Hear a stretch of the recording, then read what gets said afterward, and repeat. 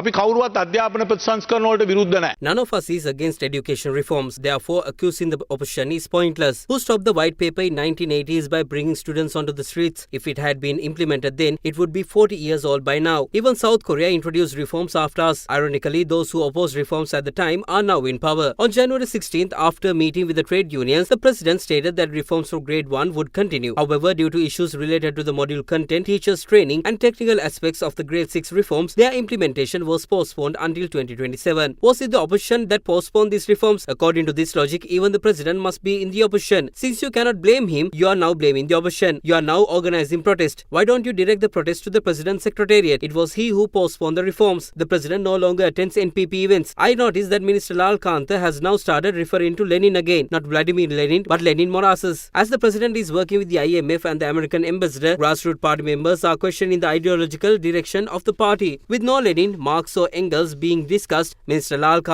appears to be revisiting Lenin once more. Stop this deception. You may have misled the public, but do not mislead your own party cadre. If you had implemented the grade 6 reforms, you would have had to use the smart classrooms provided to 380 schools by the opposition leader. The government that accused us of politicizing schools has yet to provide even a single television to a smart classroom. Minister Nalindi is calling for the debate on education reforms, but the accused is not in the house. The Prime Minister should be present for such a debate. It appears the government is attempting to proceed while she is out of the country, denying her the opportunity to respond and get rid of her. I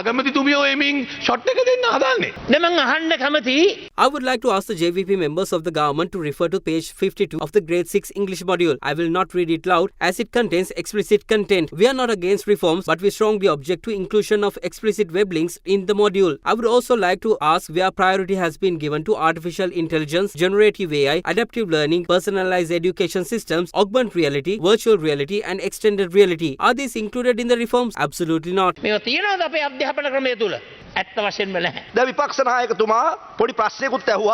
opposition leader claims that AI and data analytics have not been included in the curriculum. However, ICT has been introduced into the grade 6 syllabus and those subjects include AI and data analytics. It is not possible to include every topic related to these fields in a single module. The opposition has focused only on a web link. We acknowledge that there was a mistake. Continuously making that complaint again and again. So that is the mistake which is being done by the opposition. Earlier, the MP stated that the critical thinking, problem solving and collaboration were included in the module. If that is the case, why did the president issue a Facebook post stating that the reforms must be postponed? He postponed them because he recognized the issues.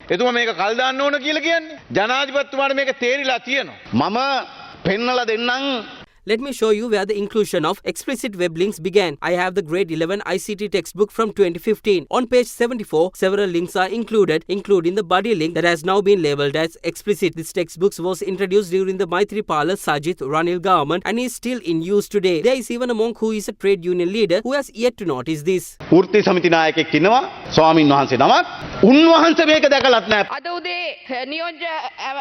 This morning, the Deputy Minister confused the links in the grade 11 ICT textbook with the link in the grade 6 English module. They are not the same. The grade 11 ICT book contains a link to the eBuddy site. The grade 6 module contains a different link. Please do not confuse the two. The Prime Minister attended the World Economic Forum at the request of the Cabinet and the President. Had a no-confidence motion been presented, she would have returned immediately. The government has proposed dates for the motion, but the opposition continues to deny it. On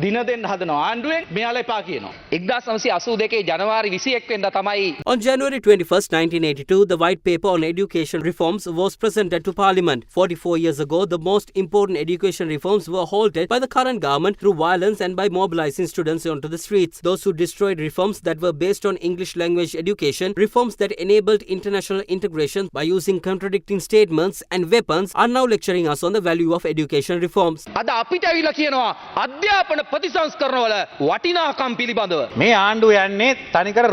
This government is reversing decisions across all sectors. It reversed the decision to enroll local students into the KDU medical faculty, the appointment of the Auditor General, corporal punishment provisions under the Penal Code, reservoir boundary demarcation, education, electricity tariff increases, the proposed road through Wilpattu National Park, explanations regarding the Supreme Satellites loss, the colour scheme of suicide ambulances, the decision to end school at 2:30 p.m. and even attempts related to Baralanda. Everything has been reversed. ඔක්කොම රිවර්ස්නේ.